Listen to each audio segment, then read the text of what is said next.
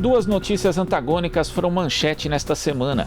A primeira é que o Brasil ganhou durante o último ano, portanto durante a pandemia, mais 11 novos bilionários, segundo a revista Forbes. A segunda é sobre o grande número de brasileiros que estão sem garantia de comida na mesa. Mais da metade da população está em situação de vulnerabilidade. A pandemia intensificou a desigualdade social e, segundo economistas, o atual governo é culpado pelo cenário. A reportagem de Larissa Borer. Segundo o estudo da Rede Brasileira de Pesquisa em Soberania e Segurança Alimentar e Nutricional, divulgada na segunda-feira, 116 milhões de pessoas estão vivendo em situação de insegurança alimentar no Brasil. Esse número representa mais da metade da população brasileira. No ano passado, com a pandemia, 19 milhões de brasileiros estavam em extrema situação de vulnerabilidade, alcançando 9% da população. Esse número tão alto foi visto há 17 anos, quando a taxa estava em 9,5%. Para a economista Marilane Teixeira, o desemprego causado pela pandemia e a inflação que aumentou o preço dos alimentos básicos contribuíram para esse cenário. Nós temos um quadro que em 2020, em decorrência da pandemia, tirou 11 milhões de pessoas da força de trabalho. Quer dizer, nós já estávamos lá com 12, 13 milhões de pessoas desempregadas, né? Aí você tira mais 11 milhões da força de trabalho. Você já tinha um número muito grande de pessoas em subocupações, quer dizer, trabalhando em número de horas menor do que gostariam de trabalhar, e pessoas que estavam no trabalho informal, trabalho por conta própria, né? Temos um outro processo também que ocorreu no ano passado, que é o aumento da inflação, um aumento no reajuste dos preços e principalmente dos produtos da cesta básica, né? Objetivamente, o que ocorreu é que, ao aumentar a inflação, as pessoas passaram a ter que adquirir uma quantidade menor de produtos e de alimentos para poder garantir a sua sobrevivência, né? Então, esse é um contexto de uma sociedade absolutamente desigual, né? O Brasil que passa fome é o mesmo que fez 11 novos bilionários durante a pandemia. 1 bilhão é igual a 1.000 milhões, ou o número 1, seguido de 9 zeros. A ampla maioria dos novos bilionários na lista da revista Forbes atua no setor financeiro.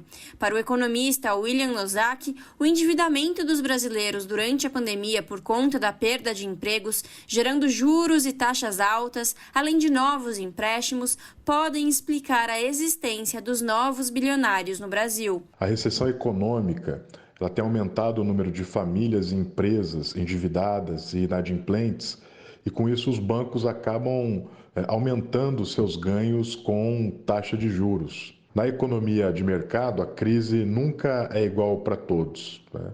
A riqueza ela não se opõe à fome e, aliás, infelizmente, às vezes ela se alimenta dela.